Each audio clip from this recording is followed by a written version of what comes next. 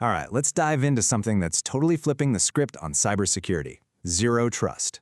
And look, this isn't just about another piece of software or a new firewall. We're talking about a whole new way of thinking, a fundamental shift from trust but verify to something much, much more rigorous. For years, we've built our digital defenses like medieval castles, with huge walls and moats, all focused on keeping the bad guys out. But what if that whole model is just wrong? What if the real danger isn't the army trying to get in, but someone who's already walking the halls?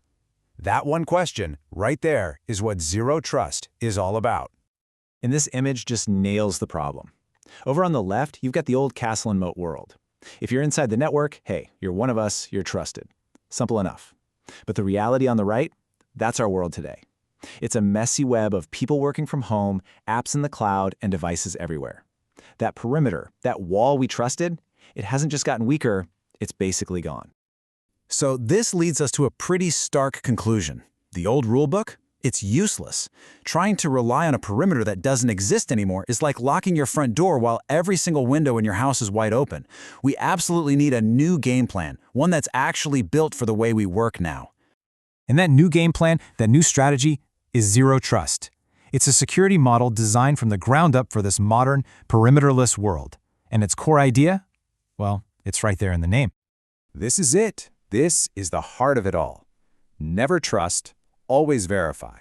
I mean, it doesn't matter if a request is coming from someone in your head office or at a coffee shop on the other side of the planet. It doesn't matter if it's a brand new company laptop or a personal cell phone. Under Zero Trust, every single request to access anything is treated as potentially hostile until it's proven safe. Okay, so that's the what and the why. You get the concept, but how in the world do you actually do this? Well, the whole strategy is built on 6 foundational principles. So here they are, the 6 pillars holding the whole thing up. Assume breach, verify explicitly, least privilege access, microsegmentation, continuous monitoring, and enforcing policy everywhere. Let's just quickly break down what each of these really means. The first 2 really force you to change your mindset. Assume breach means you stop pretending you can keep everyone out. Instead, you build your systems with the assumption that attackers are already inside. Verify explicitly is how you fight back. You check everything, every user, every device, every login. You authenticate and authorize it all using tools like multi-factor authentication. No free passes, ever. So what happens if an attacker does get past the gates? How do you stop them from running wild? That's where these next 2 come in.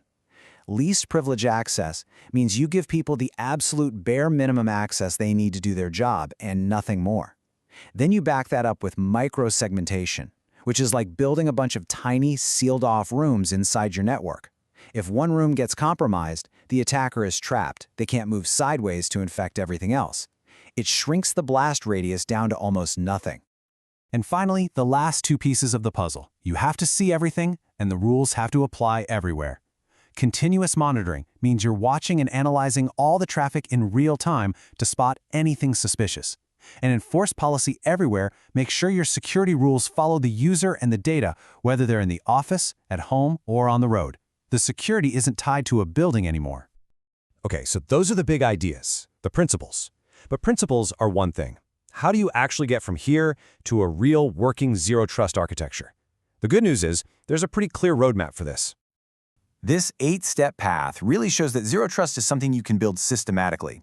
You start by figuring out what's most important to protect, your protect surface, and mapping out how data moves to and from it. From there, you start building those microsegments, rolling out strong authentication, applying least privilege, all the way to continuous monitoring, and eventually automating the whole thing. And this is kind of what it looks like when it all comes together. You've got all these signals coming in about the user's identity, the health of their laptop, the sensitivity of the data they want, and it all gets fed into this central policy engine. You can think of that engine as the brain of the whole operation. It looks at all the evidence and makes a smart, real-time decision.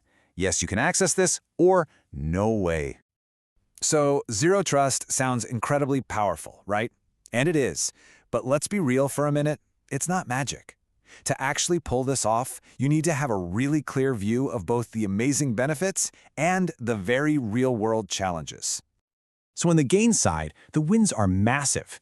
You get incredible defense against attackers moving laterally. It's basically tailor-made for today's cloud and remote-first world, and it seriously reduces the damage if a breach does happen. But then you have the realities. Look, this can be complex, it can be expensive, and it can be a real headache to apply to older, legacy systems that were never designed to be questioned at every turn. So let's just boil it all down. What's the core mantra? Never trust, always verify, and assume you've already been breached. What's the path? You identify your crown jewels, and you build layers of verified access around them. The payoff is security that's actually fit for the modern world, but the challenge is the complexity and the cultural shift it takes to get there. And that really just leaves us with one last question to think about for our own companies, our own teams. In a world where the walls have disappeared and threats can pop up from literally anywhere, is your security still built on an old-fashioned, flimsy idea of trust, or is it built on something much stronger? Cold, hard, verifiable proof.